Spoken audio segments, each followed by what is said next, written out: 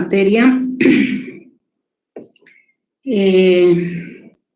Hoy día vamos a ver el RCIVA.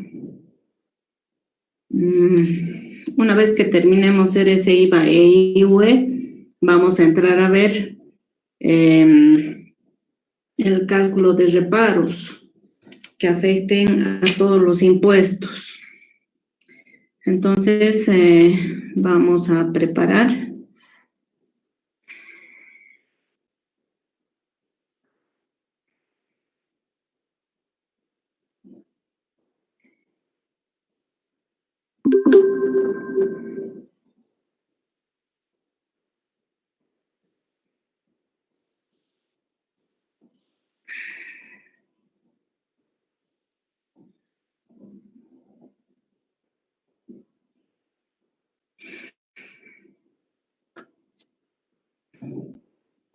¿Me escuchan claro, verdad?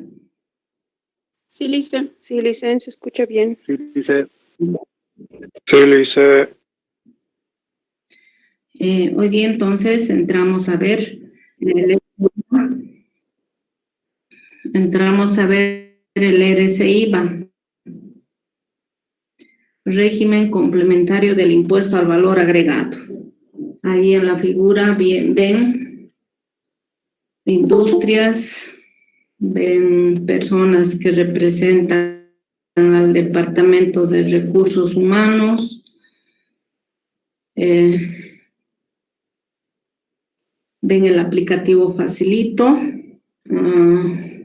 es el que se utiliza para el envío de la información al Servicio de Impuestos Nacionales. Comenzamos entonces.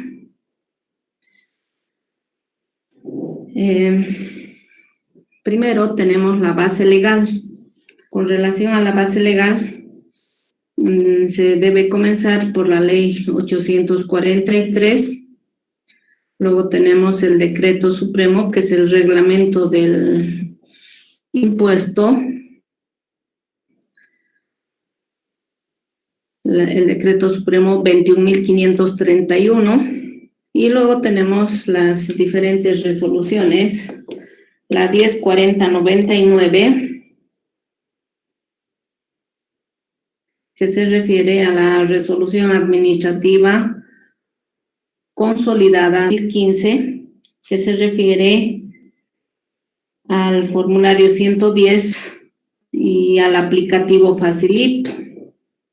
La 1032 del 2015, donde tenemos las contravenciones.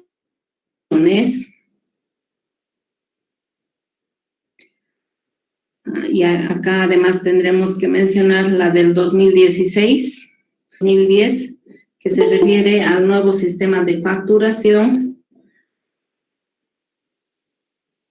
Y hemos visto en el punto de efectos tributarios el tratamiento para los dependientes que presentan sus facturas, qué características deben tener estas. Luego tenemos la 1029 de 2005, que refiere a la acción de contravenciones tributarias, y la 1030, en las cuales tenemos las sanciones establecidas por incumplimientos al envío de la planilla impositiva, que está relacionado directamente con este impuesto. Primero, vamos a ver el objeto. El objeto del RCIVA es un impuesto que grava, y subrayando, a los ingresos de las personas naturales, donde estos ingresos van a provenir de la inversión del capital, del trabajo o de la aplicación conjunta de ambos. Acá nos estamos refiriendo a los ingresos de las personas naturales y sucesiones indivisas,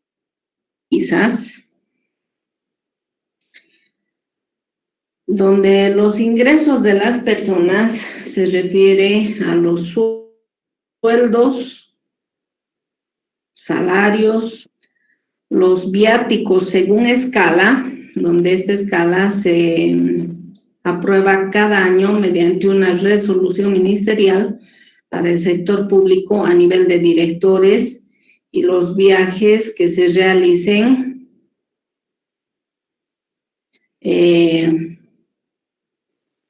a nivel interprovincial, interdepartamental o internacional.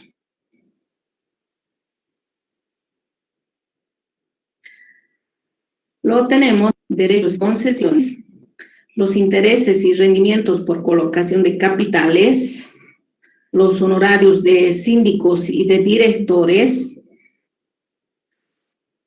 Con relación a este impuesto es importante mencionar el principio de fuente, donde este principio de fuente nos indica que están sujetos a este impuesto la totalidad de los ingresos de fuente boliviana, pero fíjense acá, cualquiera fuera el domicilio o residencia, incluidos los sueldos o asignaciones que perciban los funcionarios diplomáticos y personal oficial de misiones diplomáticas bolivianas en el exterior. Por ejemplo, un alquiler de un bien inmueble. El bien inmueble se encuentra en Bolivia, pero el propietario de este bien puede residir en el exterior. Por ese motivo dice cualquiera fuera el domicilio o residencia.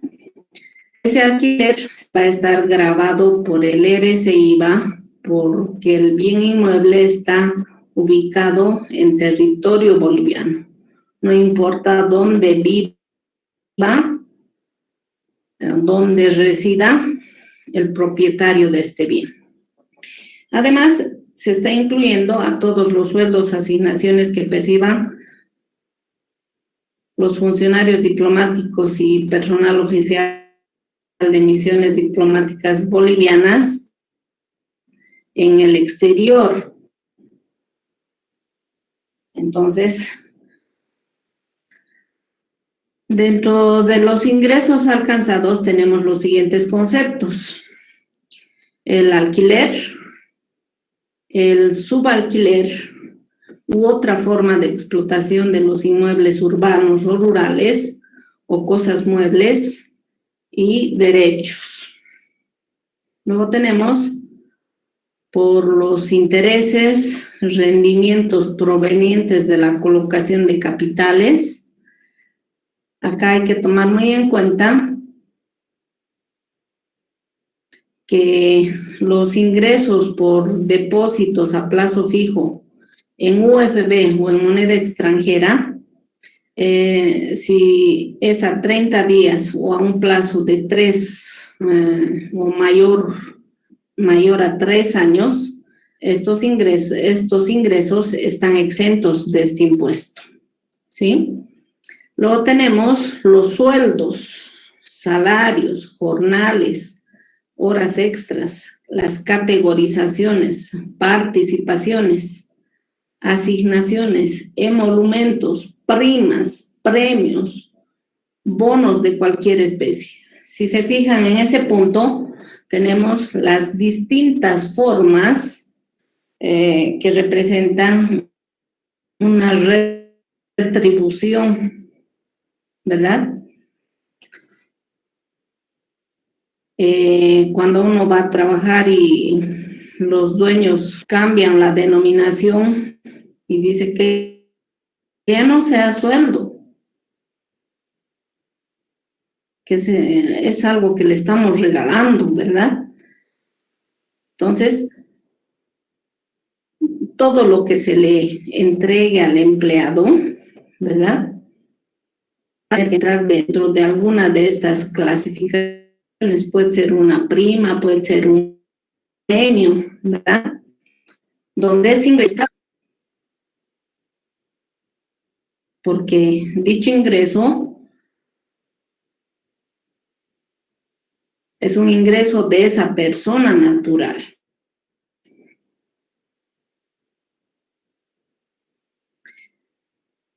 Luego tenemos acá los otros ingresos habituales.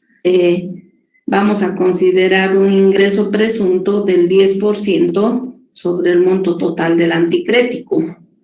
Y posteriormente vamos a indicar la forma de cálculo de este impuesto. Entonces, para los anticréticos, este 10% se va a dividir entre los 12 meses y se va a constituir un ingreso habitual para cada mes.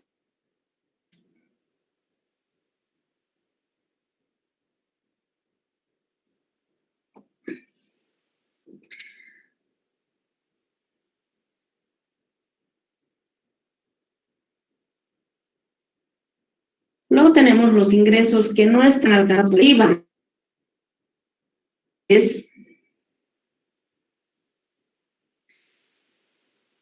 Que efectúen las sociedades anónimas en comandita por acciones, sociedades de personas y empresas unipersonales en favor de sus accionistas o socios. Luego tenemos de Navidad, se paga en forma íntegra, ¿verdad? Entonces no está sujeto al pago de impuestos. Luego tenemos los beneficios sociales por concepto de indemnizaciones y desahucios, que puede ser por retiro voluntario o por despido. Pero fíjense bien esta última parte. Percibidos de acuerdo a las disposiciones legales vigentes en la materia, ¿verdad? A veces cuando retiran a algún empleado para que no les hagan problema, les reconocen, bien se les va a reconocer algo más, ¿verdad? Como un premio, indemnización, el desahucio, tal cual establece la Ley General del Trabajo.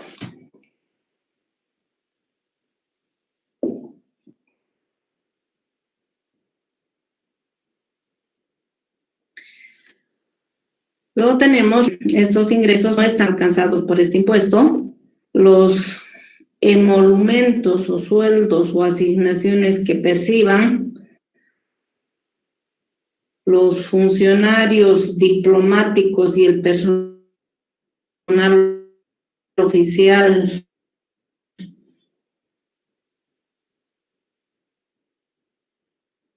de misiones diplomáticas, los funcionarios empleados extranjeros, organismos nacionales, gobiernos extranjeros e instituciones oficiales, el concepto de sueldos o asignaciones no están alcanzados por este impuesto.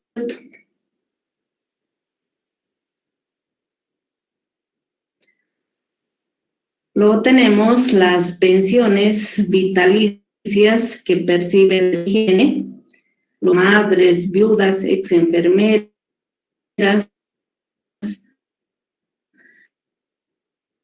ex enfermeras de guerra, válidos y mutilados en tiempo de a la fecha todavía está existiendo, ¿verdad? Por lo menos están quedando. ¿Sí? No se le escucha bien, Lice, se escucha entrecortado.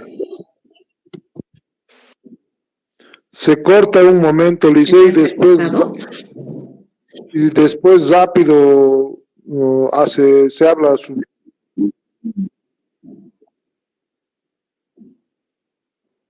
A ver, un ratito me espera.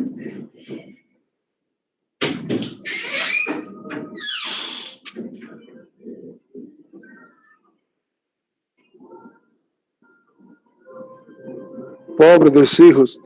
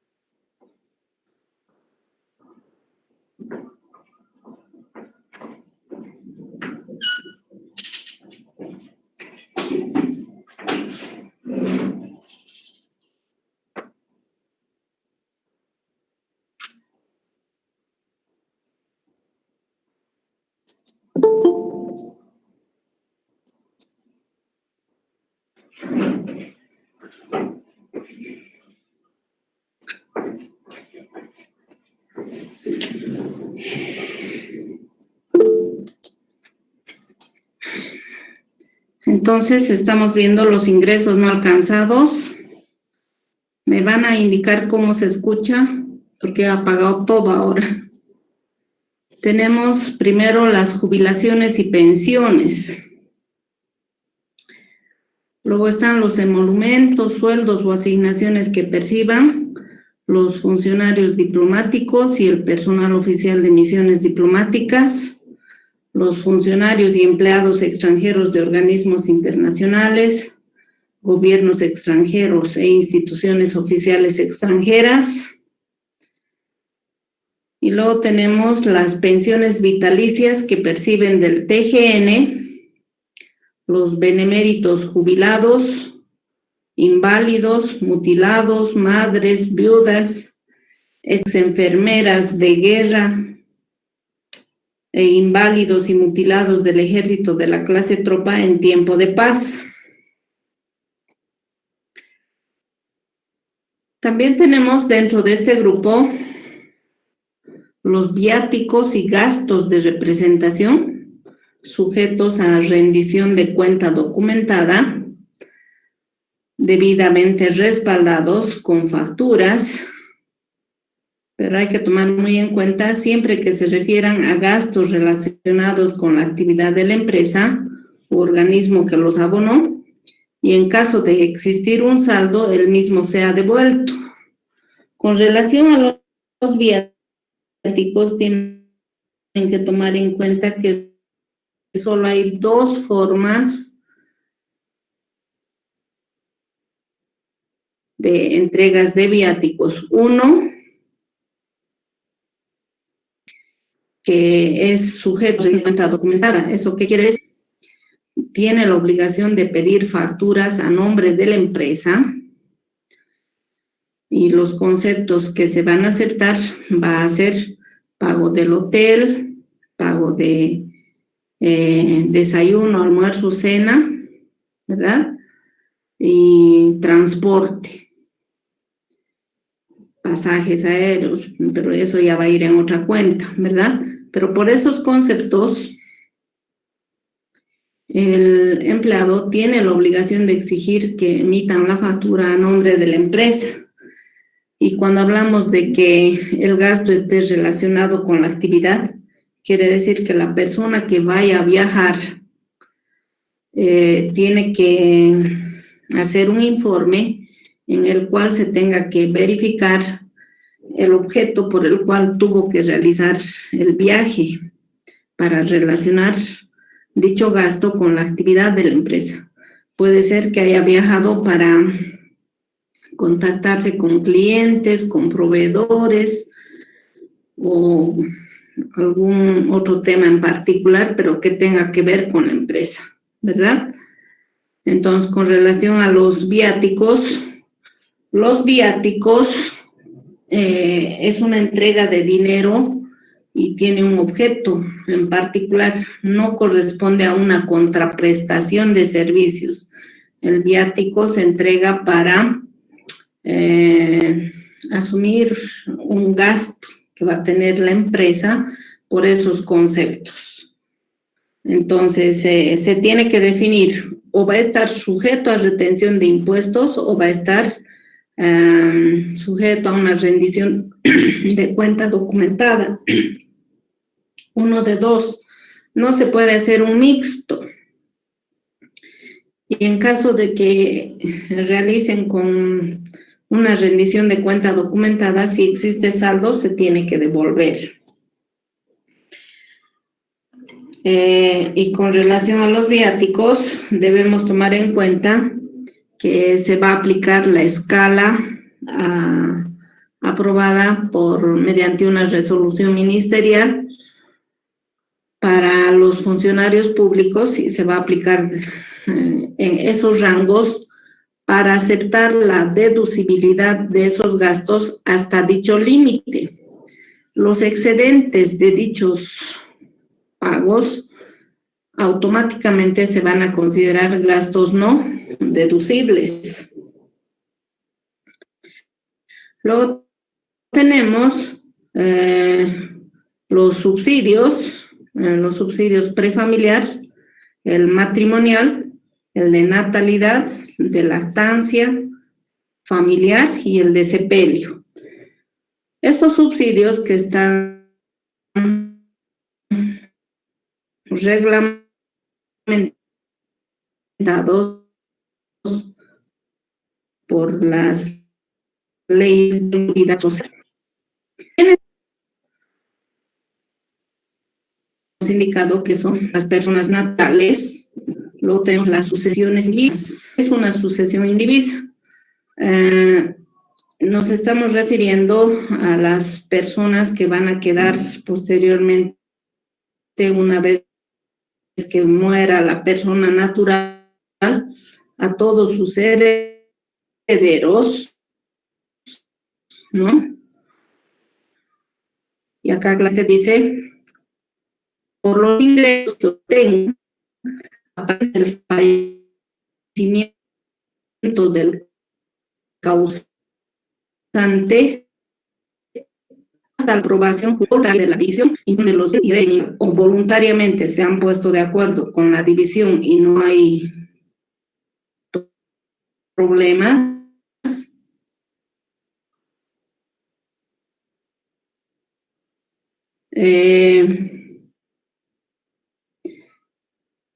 entonces, el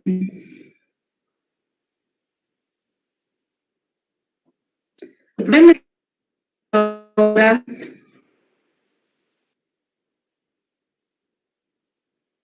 Lice, se le está escuchando entrecortado otra vez. Lice, está entrecortado, no se escucha nada.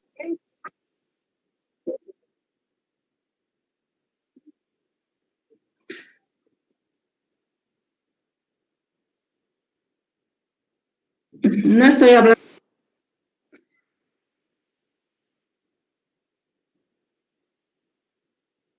A ver.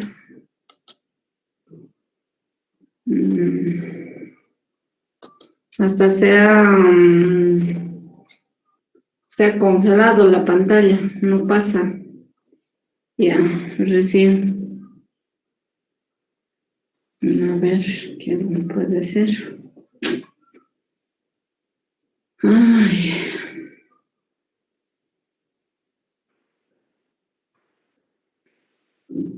Porque me han puesto fibra óptica, han aumentado la velocidad, pero dudo que sea mi internet.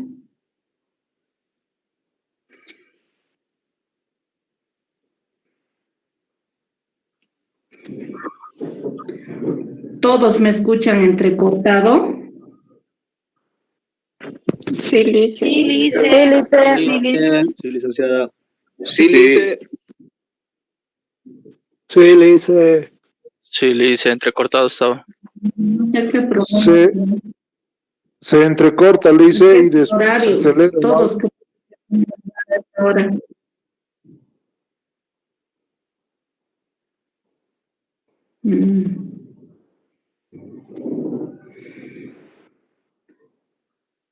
Es que es con Tecos y la macana es que no quieren cambiar aquí y el problema es hacer cambiar ahora en esta pandemia. Entel es mejor, Liz. Sí, yo creo que Entel es mejor que Macana.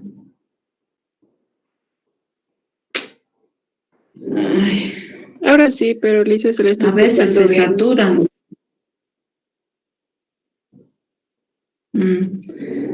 A ver, continuaremos porque si no. Bueno, estamos viendo entonces aquí los sujetos pasivos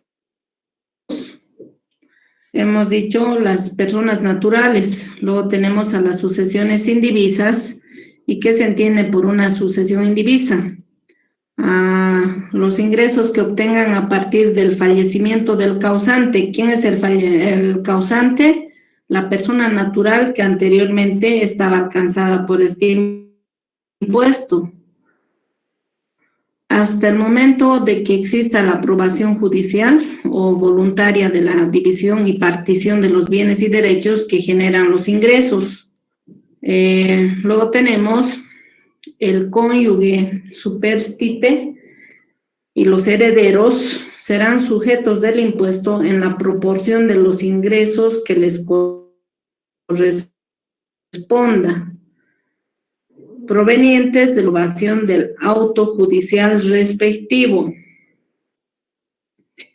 Y por último tenemos a los tutores o curadores designados conforme a ley que tengan el usufructo de los bienes de los menores de edad o incapacitados, que deberán declarar los ingresos que producen esos bienes, sumándolos a sus propios ingresos a efectos de la determinación y pago del impuesto. Existen algunos casos de este tipo. Por ejemplo, si fallecen los papás de un menor y este es el único heredero, entonces ahí se nombra un tutor o curador quien se va a encargar de la declaración de sus impuestos. Para ello tendrá que sumar a sus propios ingresos, determinar y pagar el impuesto. La clasificación de los sujetos pasivos tenemos primero a los dependientes. ¿Cuáles son sus ingresos? Y hemos indicado sueldos, salarios, primas, premios, bonos. Luego tenemos los contribuyentes directos. ¿Quiénes son los contribuyentes directos? Son aquellas personas que tienen ingresos por concepto de alquileres, anticréticos, los consultores de línea, consultores por producto, ¿verdad? Los consultores que presten servicios a entidades públicas que tienen un tratamiento especial. Luego tenemos el empleador, que en este caso asume la figura de agente de información y de retención. Agente de información cuando va a presentar la información correspondiente a las planillas impositivas y va a actuar como agente de retención cuando realice alguna transacción con personas naturales o sus mismos dependientes y tenga que efectuar la retención de impuestos. Luego tenemos las retenciones que se deben efectuar a personas naturales y sucesiones indivisas cuando se realizan transacciones con este tipo de personas y los ingresos están alcanzados por este impuesto. Con relación a los agentes de retención, son agentes de retención los empleadores del sector público o privado que paguen o acrediten a sus dependientes por los conceptos señalados en el inciso D del artículo 19 de la Ley 843.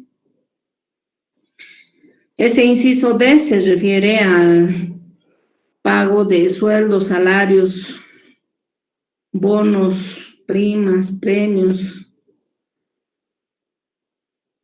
Las obligaciones de este agente de retención, primero, es el de empadronar a la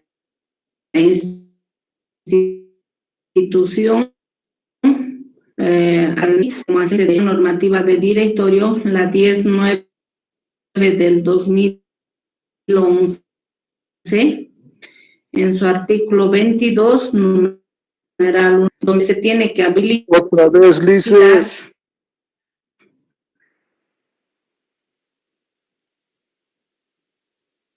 La opción de que posee. ¿Y qué hacemos ahora? Porque si suspendo, perdemos la clase.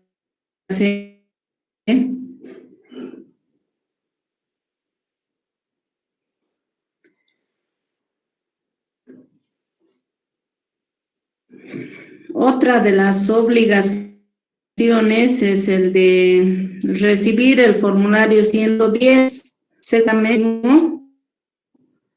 donde se tiene que verificar. Voy a apagar mi otro equipo porque estoy utilizando 2 videoconferencias, como andan apareciendo como cuentagotas. Entonces, estoy tomando ya su asistencia, donde voy a salir de este.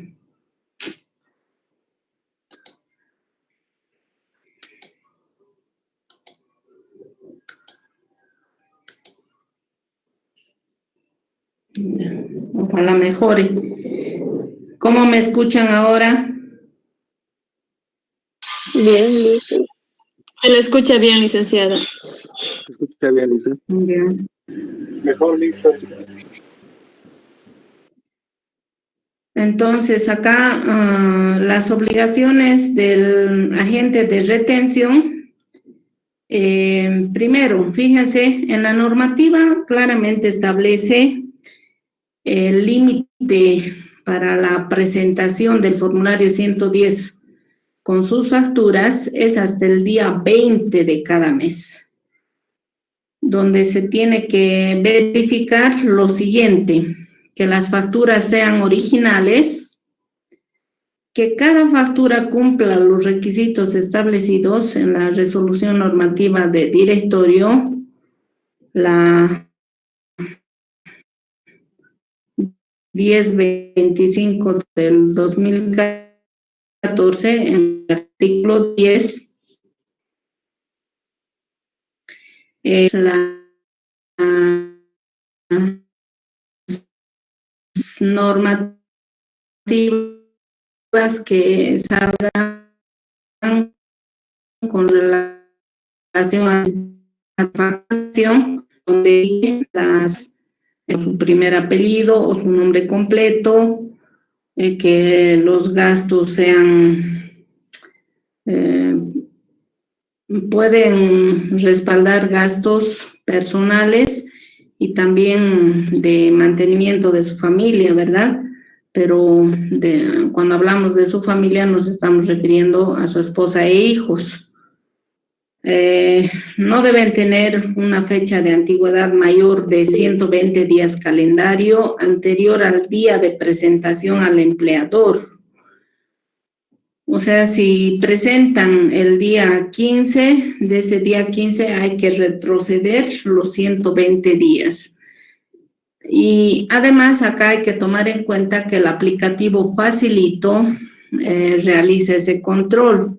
Cuando se está llenando el formulario y se genera este formulario, entonces nos controla y nos indica si nos hemos excedido, directamente nos rechaza la introducción de esas facturas.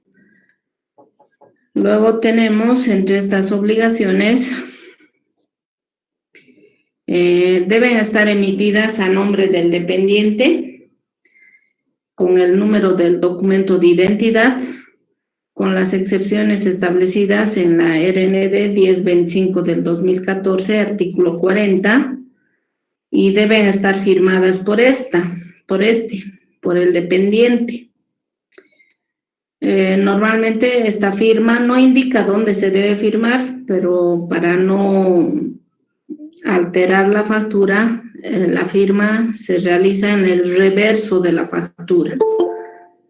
Las transcripciones de los importes de las facturas al formulario 110, con relación a los importes, hay que tomar en cuenta que si la factura es con centavos, si es 0.5 o más, se va a redondear al inmediato superior. Si es menor a 0.5, directamente, tomamos solamente el número entero, debido a que los formularios no nos permite el manejo de decimales. Luego tendrán que revisar las operaciones aritméticas y el cálculo del 13% del impuesto. Se tiene que verificar el correcto llenado del formulario y fíjense acá, debe existir un acuse de recepción. Normalmente los departamentos de recursos humanos son los que realizan este trabajo. Deberán enviar a hacer un sello donde diga qué fecha se está presentando y quién es el que está recibiendo y quién es el que está entregando. Con relación en caso de retiro de empleados, acá dice se consolidará a favor del fisco los saldos que se hubieran acumulado hasta el momento que se produjo su baja. Este punto ha sido modificado el 2019, el 1 de mayo, con una nueva normativa, la cual establece que ya no se va a perder este saldo a favor del dependiente. Ese saldo se podrá pasar a la otra empresa donde vayan a trabajar, previa certificación de la empresa antecesora.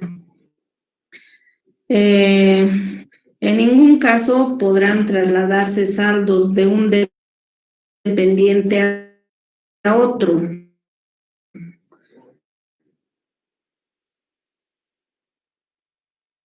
El saldo del crédito fiscal solo se podrá trasladar al mismo dependiente cuando se trate de reorganización de empresas o capitalización. Entonces, cuando se trate de una reorganización de empresas, o sea, estamos hablando de una fusión, transformación, escisión, en esos casos, estos saldos van a pasar a la empresa resultante de esta reorganización.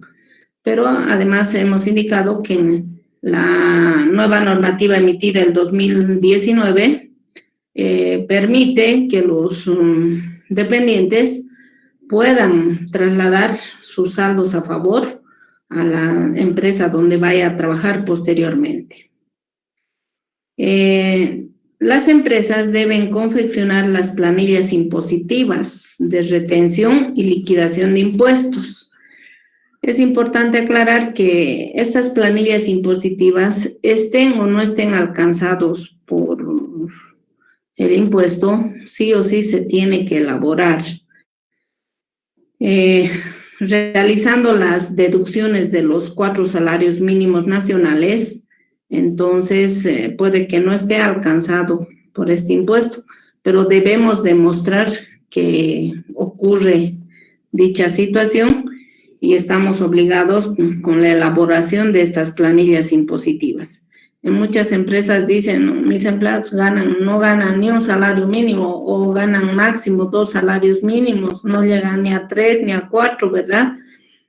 Y creen que no están obligados a hacer sus planillas impositivas. Igual tienen que hacer, igual deben demostrar esa situación.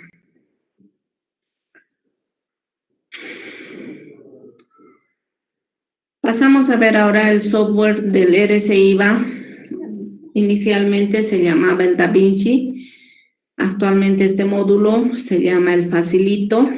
Se sigue utilizando el Facilito para dependientes y agentes de retención, regulado por la Resolución Normativa de Directorio, la 1029 del 2005, y con relación a las contravenciones, la 1030 del 2015. Acá tenemos, y se refiere al RCIVA DaVinci, que se creó con la RND 1029 del 2005, el 14 de septiembre del 2005, para ingresos, sueldos o salarios brutos que superen bolivianos 7,000. Entonces, estos empleados cuyos sueldos sean mayores o iguales, mayor o igual a 7,000 bolivianos, están obligados a presentar sus formularios 110 a través de este aplicativo. Se consideran ingresos a los sueldos o salarios brutos, a los ingresos declarados a las AFPs como base para la retención que se efectúa por concepto de aportes al Fondo de Capitalización Individual. Acá es importante aclarar con relación al sueldo que se paga en el mes de mayo. Normalmente están aprobando recién para el 1 de mayo el incremento salarial, ¿verdad? Entonces hay que hacer las planillas retroactivas de enero, febrero, marzo, abril. Pero si la normativa se ha aprobado posteriormente, no podemos rehacer el formulario. Es por eso que se presenta como una planilla adicional. Antes las AFPs no nos permitían hacer esa aclaración de que se trataba de una planilla adicional. Entonces ha generado varios problemas a las empresas debido a que han consolidado y han sumado la planilla del mes de enero más su complementaria y ha generado problemas porque algunos empleados llegaban a sus sueldos a 7,000 o más de 7,000 y ya estarían obligados a presentar el formulario 110 a través de este aplicativo, ¿verdad? Entonces, es por este motivo que ahora se hace la aclaración de que son planillas adicionales y se han elaborado recién en el mes de mayo porque recién en esa fecha se ha aprobado el incremento salarial. Entonces, como podrán ver acá, la Administración Tributaria hace un cruce de la información con las AFPs. Cuando se hacen las auditorías, entonces se puede acceder a la base de datos de la AFP y podemos extractar quiénes son los empleados, cuáles son sus sueldos, ¿verdad? De qué fecha a qué fecha, si están trabajando. Y de esa forma, si encuentran en una revisión de los diferentes impuestos, nombres de personas y gastos que se efectúan en forma personal, como ser compra de pasajes, viáticos, cursos de capacitación. Entonces, tienen que verificar si esa persona figura en la planilla de sueldos. El agente de retención deberá consolidar la información electrónica proporcionada por sus dependientes y remitir mensualmente al SIN en la misma fecha de presentación del formulario 608. Se debe solicitar a los dependientes 3 archivos, el ZIP, el DEC y el PDF. Y una vez que tengan estos 3 archivos, la empresa debe proceder a hacer la captura de esa información, de consolidar y posteriormente efectuar su envío. Acá tenemos el cálculo del RCIVA para los contribuyentes en relación de dependencia. Acá vemos todo el procedimiento que se debe efectuar, ¿no? Y esto está establecido en el artículo 8 del Decreto Supremo 21.531. Ahí partimos del total ganado. Para este caso estamos tomando 8,271. Ese es el total ganado. A este monto del total ganado vamos a restar los aportes laborales, la cotización laboral, que es el 12.71%, que son 1051. ¿Cómo obtenemos los 1051? De la multiplicación de 8.271 por el 12.71%. La diferencia nos da el sueldo neto. El sueldo neto que alcanza a 7.220. ¿Sí? Hemos hecho 8.271 menos 1.051. Acá están las operaciones. De ahí resulta 7.220. A 7.220 vamos a deducir 2 salarios mínimos nacionales. Para esa gestión, el salario mínimo nacional estaba en 1.805. Entonces, 1.805 multiplicado por 2 son 3.610. Esta primera deducción es el mínimo no imponible, o sea, es un mínimo que no está alcanzado por este impuesto. Entonces, 7.220 menos 3.610, tenemos el monto sujeto a impuesto, que es la diferencia de 3.610. Sobre este monto, como es el monto sujeto a impuesto, en realidad es la base imponible, aplicamos la alícuota del 13%.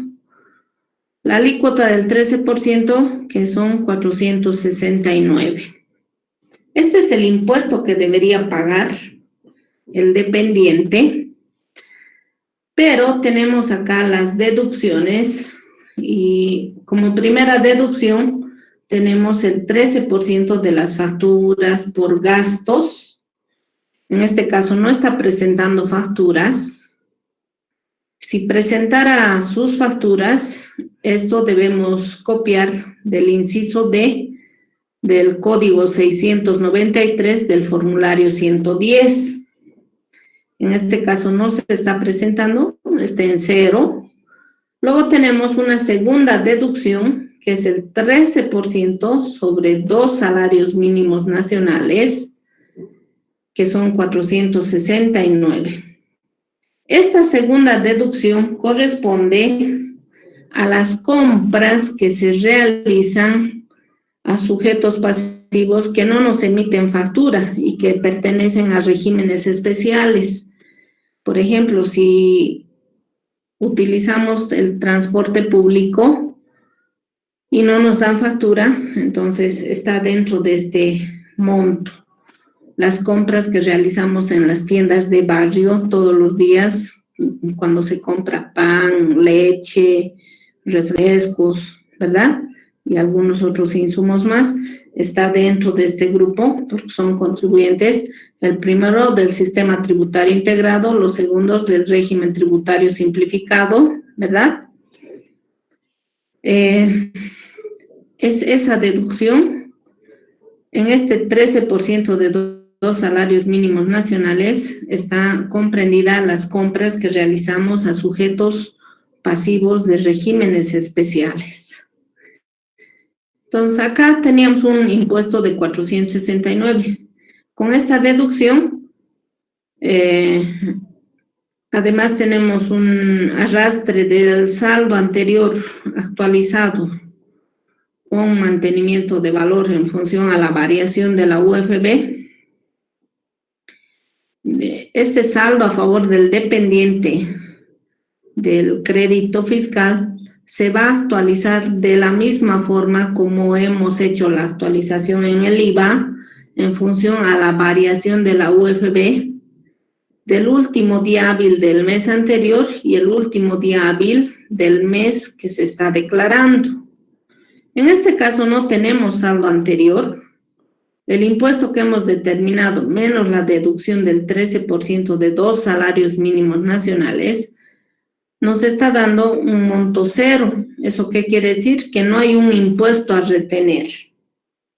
Entonces, para esta gestión, si su sueldo es de 8.271, con la deducción de 2 salarios mínimos nacionales acá, más el 13% de 2 salarios mínimos nacionales, estamos viendo que no sale, no hay un impuesto a retener.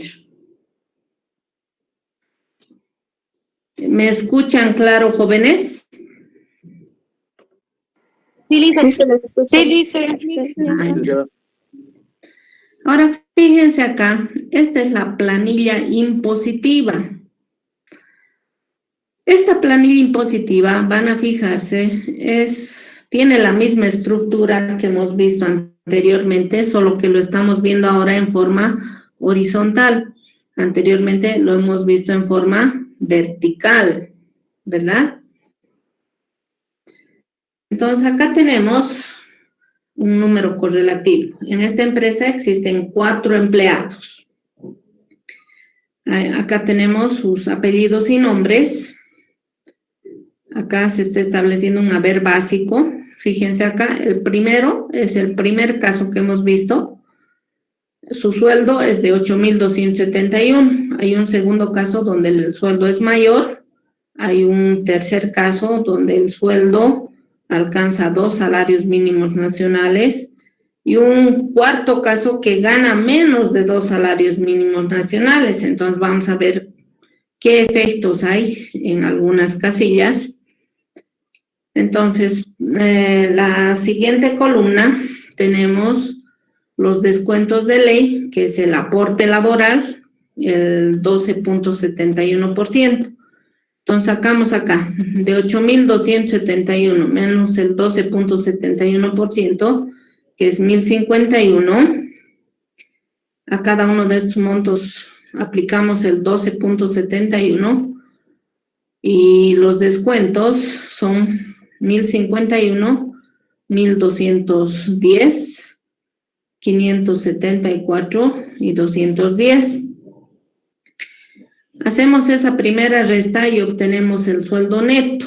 Entonces ahí estamos hallando A menos B, nos da el sueldo neto. La diferencia, que son 7,220, 8,310, 3,946 y 1,446. Luego deducimos el mínimo no imponible, el monto que no está sujeto a impuesto. El mínimo no imponible, acá estamos aplicando 2 salarios mínimos nacionales, que es 3,610. Fíjense en la página anterior, ¿no? Estamos haciendo este ejercicio. Hemos partido con 8,271, la cotización que es 1,051, la diferencia, el sueldo neto, 7,220. Y los 2 salarios mínimos nacionales, si el salario mínimo nacional es de 1,805, los 2 salarios mínimos nacionales es 3,610. Entonces, acá en la planilla, eso estamos viendo acá. El mínimo no imponible son 3,610. Vamos a consignar este mínimo no imponible siempre y cuando este monto sea mayor que esta deducción. Eso tienen que tomar en cuenta. 7,220 es mayor. Sí, es mayor, entonces puedo deducir. Deduzco ahí los 2 salarios mínimos nacionales. 8,310 es mayor que 3,610, es mayor o igual, sí. Entonces, corresponde la deducción. Acá, 3,946 es mayor que 3,610, es mayor, entonces corresponde la deducción. Acá, fíjense, 1,446 es mayor que 3,610, no, ¿verdad? Entonces, la normativa dice claramente, ¿no? En caso de que este mínimo no imponible, que esta deducción sea mayor al sueldo, entonces la base va a ser 0, el resultado va a ser 0, dice. Entonces, para que sea 0, estamos deduciendo el mismo valor hasta ese límite. Como esta planilla, ¿quién desarrolla la aplicación? Son informáticos, ¿verdad? Y a veces los informáticos no entienden claramente lo que dice la norma o la norma no está claramente redactada. En esos casos, los primeros sistemas que se han desarrollado, ¿qué hacían? Era como automático, ¿no? Directo, ponían 2 salarios mínimos nacionales sin contemplar si era mayor o menor, nada.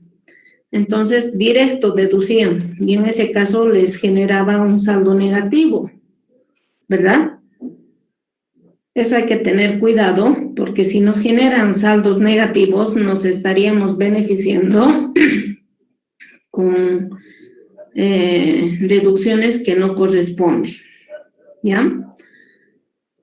Entonces acá estamos deduciendo por el mismo monto, que son 1.446, para que la base sea 0. Entonces acá, esta es la diferencia sujeta a impuesto, esa es la base imponible.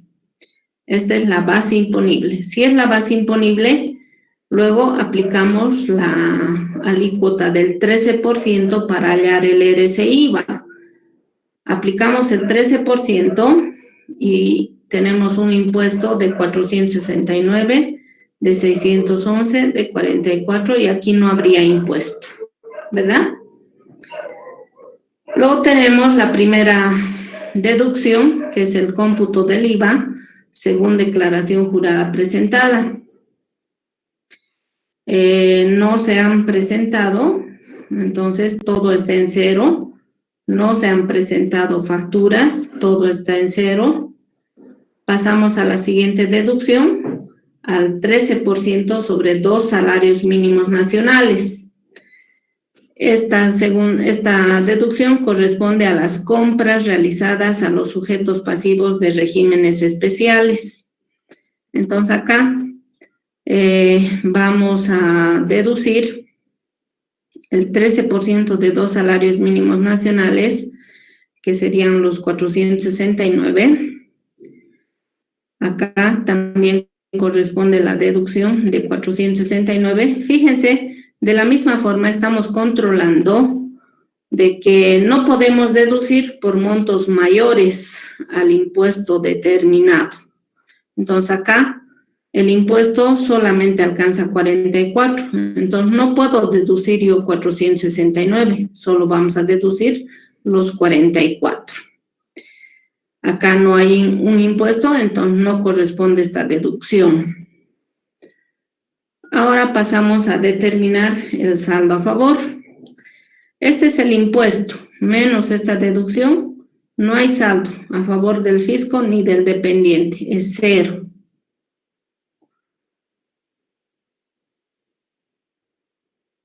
En este caso, el impuesto es de 600, menos la deducción a favor del fisco de 142. En este caso, hay un impuesto de 44, pero la deducción es de 44, entonces no hay un impuesto, es 0. Acá es 0 y no hay deducción, es 0. ¿Sí? Luego tenemos los arrastres, saldo anterior a favor del dependiente. En este caso no estamos arrastrando saldos. No hay saldo a favor del dependiente. No se han utilizado saldos anteriores. Y el impuesto retenido a pagar solamente nos está quedando de segundo dependiente por los 142 bolivianos. Y saldo a favor del dependiente para el mes siguiente no existe. En la parte inferior, fíjense ahí, tenemos las casillas del formulario 608. Entonces van a imprimir este formulario, el formulario 608, y van a llenar en cada una de estas casillas. Para el día miércoles vamos a llenar este formulario con esta información. En la casilla 13 van a consignar 20.921. En la 16, 12.270. En la casilla 1, 1.128. En 202, en la casilla 228, 0. Y en la casilla 909, 142. Y van a ver que con los cálculos y las fórmulas que mencionan en dicho formulario, nos va a generar este dato. ¿Alguna duda sobre esta planilla?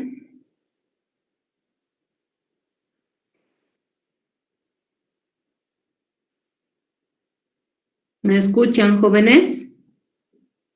Sí, Lice, está claro. Lice, se escucha. Este es el formulario 608, ¿sí? Este es el formulario 608.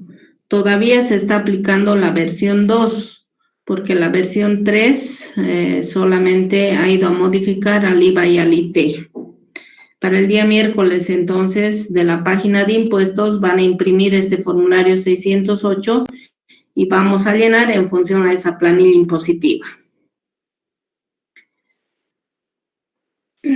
Pasamos a ver ahora qué requisitos se deben cumplir para el personal contratado localmente por misiones diplomáticas, por organismos internacionales, gobiernos extranjeros, instituciones oficiales extranjeras e instituciones públicas, porque todos estos señores son considerados contribuyentes directos y solo presentan esta declaración jurada en forma trimestral y no presentan ni el IVA ni el IT.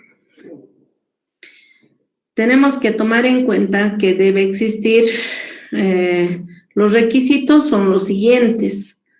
Debe haber la suscripción individual del contrato de trabajo, que debe ser personal e indelegable en base a términos de referencia.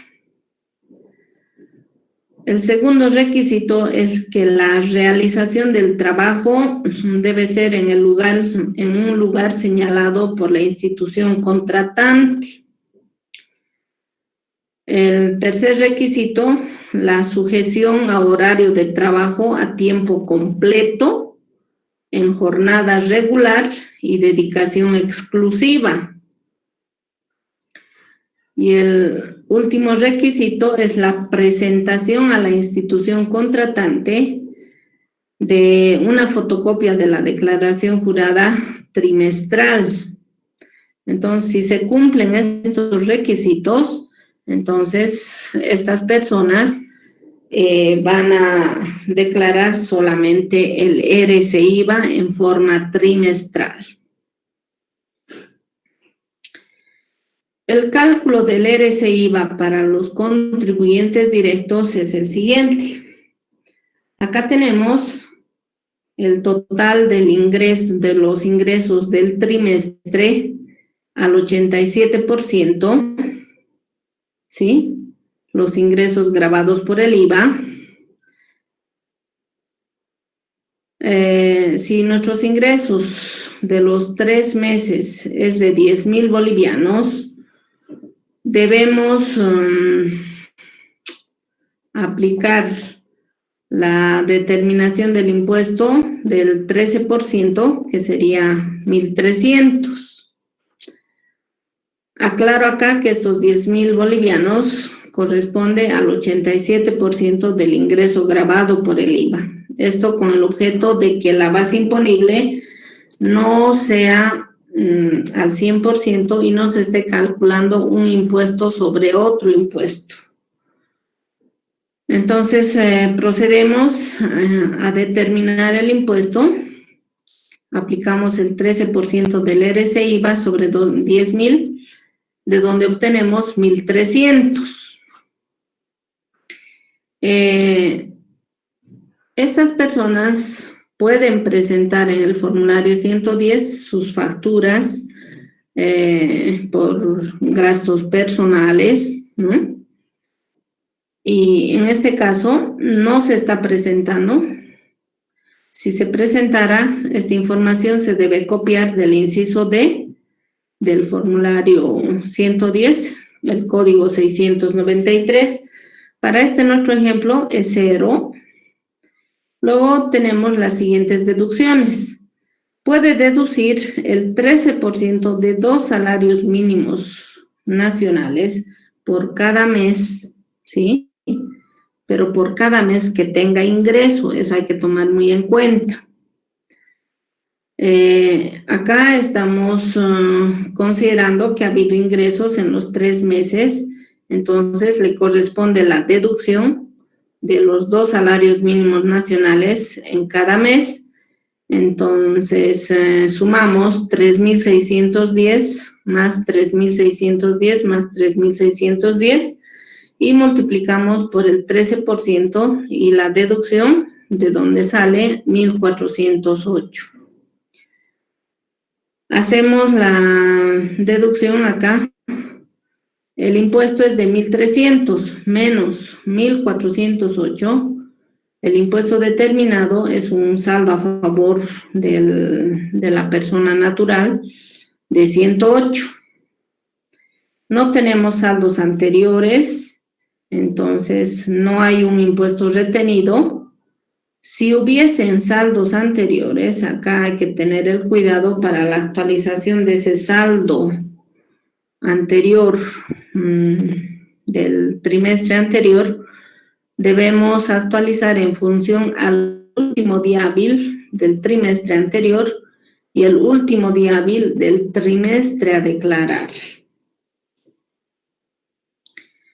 Entonces, para este caso, se ha generado un saldo a favor del dependiente. Los contribuyentes directos deben llenar los formularios del RC-IVA y corresponde al formulario 610. Ya posteriormente vamos a ver con la práctica cómo se llenan estos formularios. Pasamos a ver ahora el RC-IVA, cálculo de las retenciones para el caso de anticréticos e intereses. El formulario a utilizar de la misma forma es el 610. Hemos indicado que para el caso de los anticréticos debemos calcular un ingreso presunto anual del 10% sobre el monto total del anticrético. En este caso, si el anticrético es de 36,000, sacamos el 10% de 36,000 y nos da 3.600. Este anticrético está en dólares. Entonces, dividimos entre 12, los 3.600 entre 12, y calculamos el ingreso mensual en dólares. Y eso es $300 por mes. Llevamos a bolivianos en función al valor de la UFB, que es del tipo de cambio. Multiplicamos 300 por 6,96, nos da 2.088. Esto es para un mes.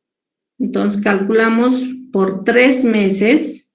Entonces, el cálculo de los ingresos del trimestre resulta de la multiplicación de los 2.088 por 3. Ahí obtenemos 6.264. En este caso, además tiene otros ingresos que son los intereses por 1.000. Estos intereses se han generado por un depósito de caja de ahorro. Entonces, el total de ingreso es de 7.264. Y pasamos a efectuar el cálculo. En este caso, hemos obtenido el total ingreso de 7.264. Y partiríamos acá. Nuestro total sería el total de su ingreso y mantenemos todo este procedimiento de cálculo de la misma forma para los ingresos por concepto de anticréticos e intereses. cabe aclarar que con relación a los anticréticos, deben llenar la declaración jurada ambas partes, el que está dando la vivienda en anticrético y el que está recibiendo la vivienda en anticrético.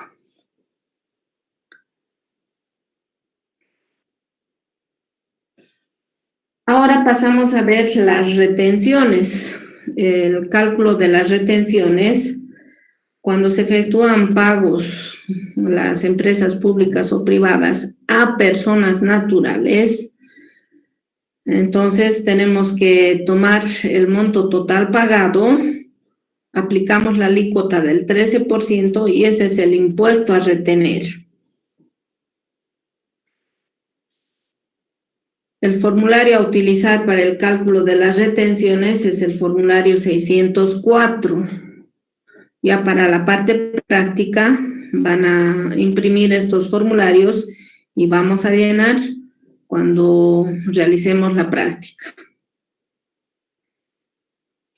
Entonces, los agentes de retención son las personas jurídicas, públicas o privadas. Entonces, tomen muy en cuenta que no estoy hablando de persona natural, ¿no? Estamos hablando de las personas jurídicas, públicas o privadas e instituciones y organismos del Estado que efectúen pagos a personas naturales por conceptos incluidos en los incisos A, B, E y F del artículo 19 de la Ley 843 y no estén respaldados con facturas, entonces deberán retener la alícuota correspondiente al RCIVA. Entonces van a revisar este artículo 19, los incisos A, B, no está acá el C, ni el D, el E y el F, ¿verdad? Y acá está el inciso C de ese artículo 19 y se refiere a las personas jurídicas, públicas o privadas e instituciones y organismos del Estado que efectúen pagos a personas naturales por conceptos incluidos en el inciso C del artículo 19 de la Ley 843, deberán retener a quienes no acrediten su inscripción en el NIT la alícuota correspondiente al RCIVA, que se refiere a los intereses. Pasamos a ver la alícuota. La alícuota de este impuesto es el 13%, el cual está vigente a partir del 1 de marzo de 1992, con la ley 1314 del 27 de febrero del 92. Anterior a esta fecha, la alícuota era del 10%. Y había mucho problema porque en la normativa, tanto en la ley como en el reglamento, hablaban del 10% y no hablaban de la alícuota del IVA. Ustedes saben muy bien que el RCIVA es la muletilla del IVA, ¿no? ¿Por qué es la muletilla? Es como algo que le va a ayudar a que emitan las facturas debido a que por este impuesto se está exigiendo la presentación de las facturas. Entonces, si no tuviésemos la obligación de presentar facturas, no exigirían la emisión de estas facturas, ¿verdad? Bueno, vamos a quedar acá. Nos falta, bueno, algunas diapositivas. La siguiente clase, el día viernes, me van a imprimir entonces el formulario y vamos a llenar y vamos a entrar a la parte práctica. Pues un ratito voy a tomar lista antes de que se vayan. ¿Pueden retirarse ahora, jóvenes? Hasta luego, Lice. Hasta luego. Hasta luego.